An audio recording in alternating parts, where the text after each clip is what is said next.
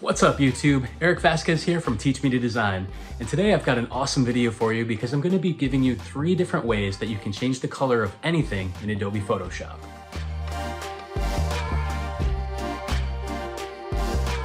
Alright, so we're going to jump right into it here and get started in Photoshop. And for this tutorial, I'll be showing you each of these 3 techniques on 3 separate images, all of which I've downloaded for free from Unsplash. So I'll be sure to put links to each of those resources below. And let's get into it. So here you can see I've got this nice portrait image open, and all I'm going to do is select my background layer, press Command+J to duplicate it, and I'm actually working in the latest version of Photoshop, which has some pretty nice updates to the selection tools. Now, I'm pretty sure that most of these tools are still available even if you have one of the previous versions of Photoshop. It's just that they keep getting, incrementally better as they continue to work on this. So let me show you what I mean. If I have my new layer selected and press W on the keyboard, I can come up here to the Select Subject option, but instead of just clicking that button immediately, I'm going to click on this little arrow here and instead choose Cloud Detailed Results. Now, if I do that, and I now choose Select Subject, it might take a few seconds longer, but it's going to use the cloud to generate a more detailed selection. So once I have that selection, I will now click on Select and Mask. And what this is going to do is just open this preview here where I can see what my mask is looking like. All right, so all I want to do is zoom in a little bit because there's still a few areas that it didn't quite select, and it's not always perfect. It depends on the image that you're using. But in order to clean this up a little bit more, I'm just going to select the second tool here, which is the Refine Edge Brush tool. Okay, and I'm just going to brush over this little area of blue. Let me try that again. Just brush over that blue there. A little bit on the shirt as well.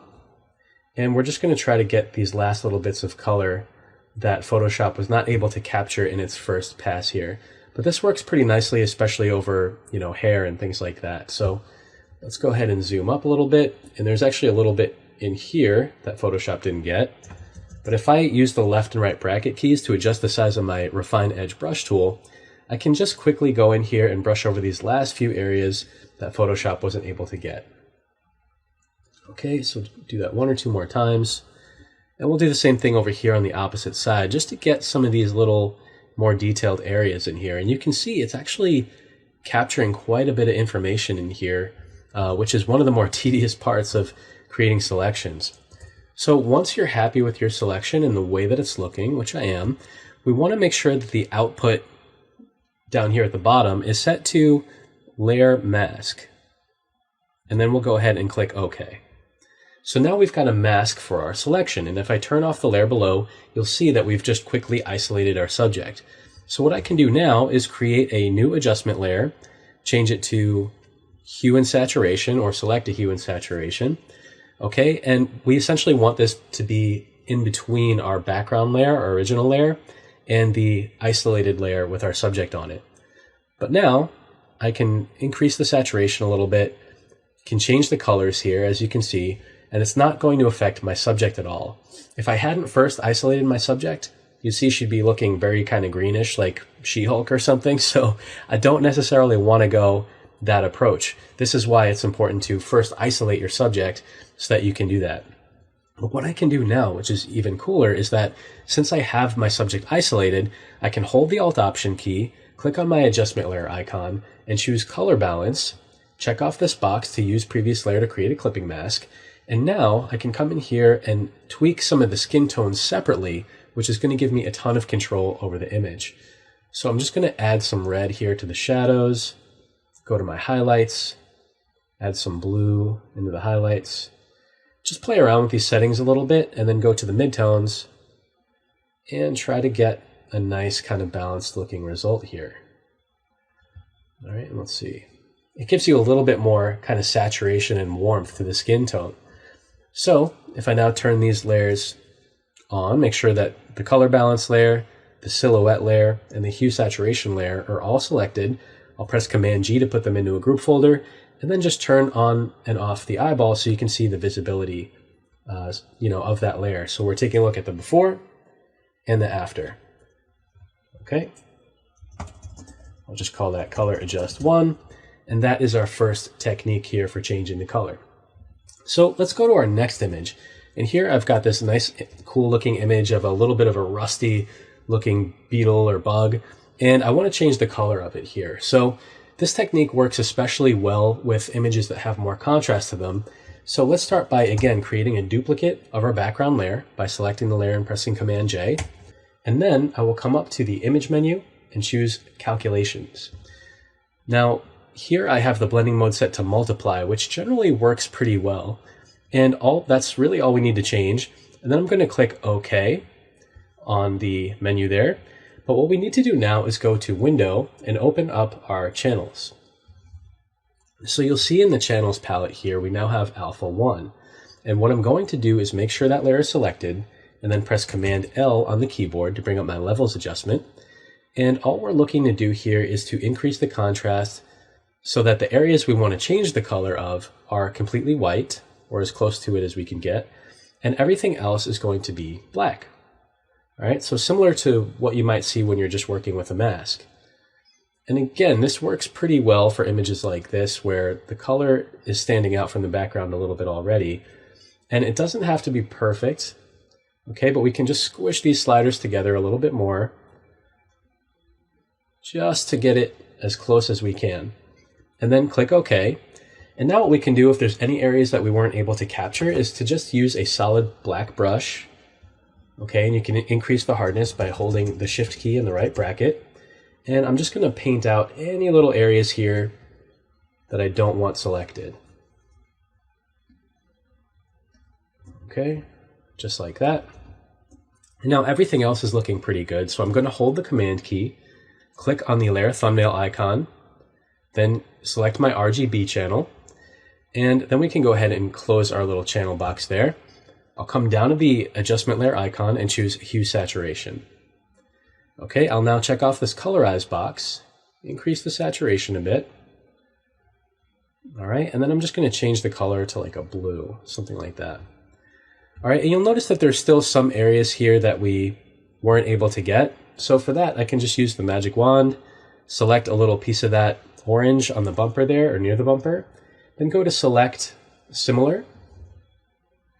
Okay, and now with my layer mask selected, I will toggle my default colors until white is the foreground color and press Option and Delete on the keyboard. And that's going to fill that in. Okay. And if there's anything left still, I'll just use a white brush to go in here and just manually paint it. So there is still a little bit of manual work that might need to happen.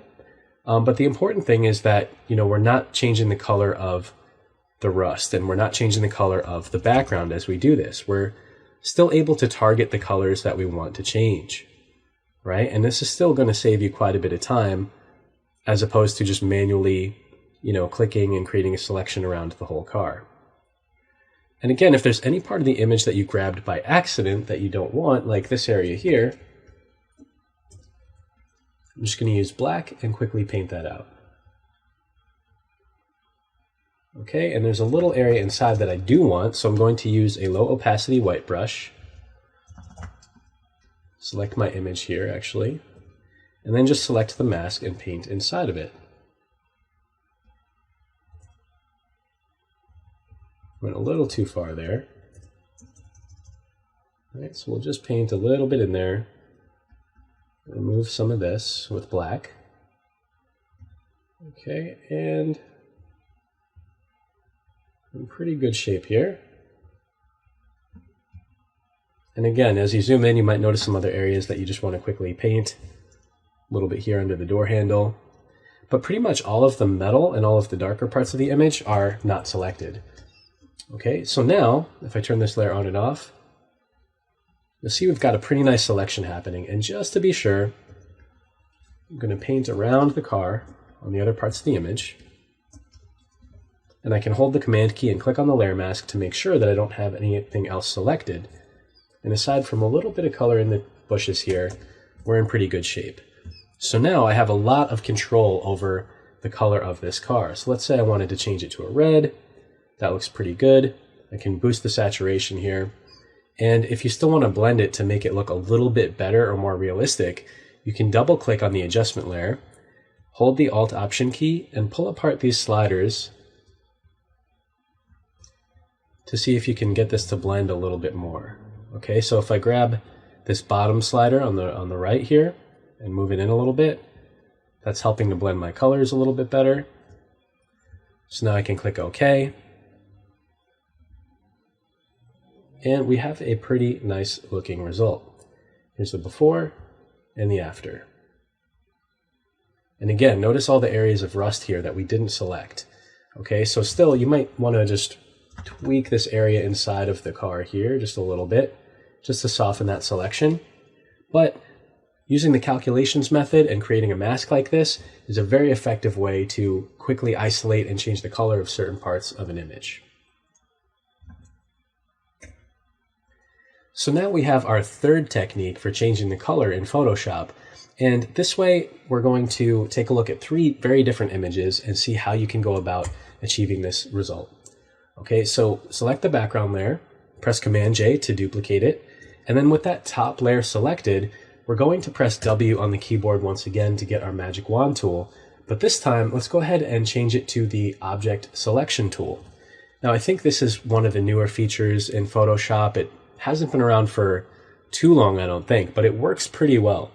And all we need to do here is click and drag around the balloon that we want to change first. So I'm going to drag around the pink balloon, zoom in a little bit, press the space bar to use your hand tool, and then I'll press W, hold the Shift key, and just grab this other little bit of the balloon on the bottom.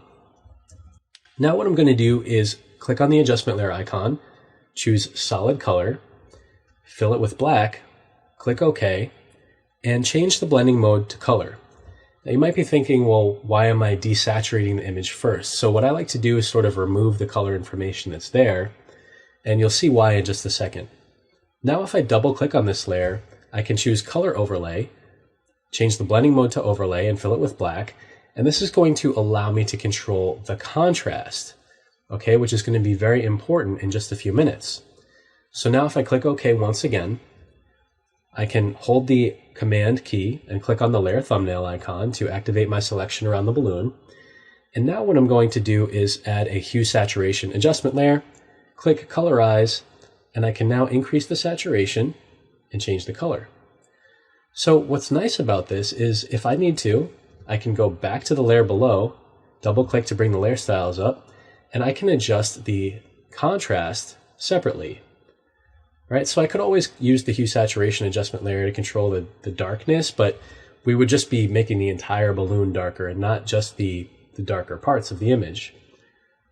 Okay, but we can now change the colors here, make it look nice and realistic by increasing the brightness a little bit as well. So if I have both of these layers selected, I'll put them in a group folder, and you can see how quick and easily we've changed that first balloon color. So let's go ahead and do this for the other balloons as well. Okay, and I'm just going to repeat the same steps that I did before. Create a clipping mask here with a solid fill color, fill it with black, change the blending mode to color, double click the layer, add a color overlay, make sure that the opacity doesn't have to be set to 100%, but you can always come back and adjust it. Click OK. And the clipping mask part is optional. You don't really have to do that because you already have a selection here. So I'll just go ahead and take that off. All right, but I'll hold the Command key, select the layer thumbnail here to activate the selection, add another hue saturation adjustment layer, click colorize, and then we can change the color of this to something else. Maybe we'll make it like a blue, and then we can go back to the color fill layer below and adjust the contrast a little bit. So you can see what happens if I make it too dark. It doesn't quite fit with the rest of the image. But if I lower it somewhere around 50%, it doesn't look too bad. Okay, so that's my second balloon. And we might as well just go ahead and repeat this for the last one down here, and maybe that one in the background too, just so you can get a good look at the difference that this makes. All right, so I'll go through these last couple of steps quicker. I'm just repeating the same steps that we did up until this point, okay? But now you get the idea. I'm just going to be repeating this by using the Object Selection tool, adding a color fill set to black, changing the blending mode to color, adding a layer style set to overlay filled with black and adjusting the opacity, and then using that selection, holding the Command key and clicking on the layer thumbnail, and then adding another hue saturation adjustment layer. Changing it to colorize. And then again, just kind of tweaking these sliders a little bit to get something that fits well within our composition. Right, and it's okay if you have a little bit of the rope selected there. I can always add a layer mask, zoom in a little bit, and just brush that out. It's no big deal. Right, something like that. And then let's just grab our other balloon here on the side. Okay, and we'll do that one more time. Okay, filling the layer with black. Again, I don't need the clipping mask. I guess it's just a force of habit. I tend to do that a lot, actually. All right, but I'll just come in here and manually paint in over this little bottom part of the balloon. Doesn't have to be perfect for this example. You guys get the idea. Okay, double click the layer, add the color overlay, change the blending mode to color, activate the selection, add a hue saturation adjustment layer, and now you can change it to any color you want. All right, something like that. Maybe make it a cool color. All right, and you'll notice we actually grabbed a little bit of the balloon behind it. So again, I'll just add a layer mask in here and manually paint this out. All right, nice and easy. So now I have all 4 of these balloons, and you can see before there were all these warm colors, pink and orange, and we changed them to all these blue colors, except for this one little balloon in the background. Because I'm a little bit of a OCD person, I'm going to go in here and just grab that last little bit, just so we can get all the balloons, and somebody will have a very happy birthday, or anniversary, or any other occasion that call for balloons. All right, let's just go ahead, repeat those steps quickly.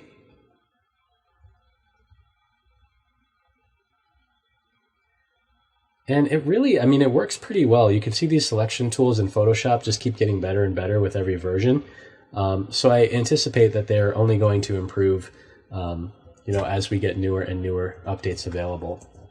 And now the nice thing about this is all of my balloons are contained inside of this group folder. So if I really wanted to, I could come down here, hold the Alt Option key, add a levels adjustment layer with a clipping mask, and I can further modify the contrast. So this actually blends even better with our image than before.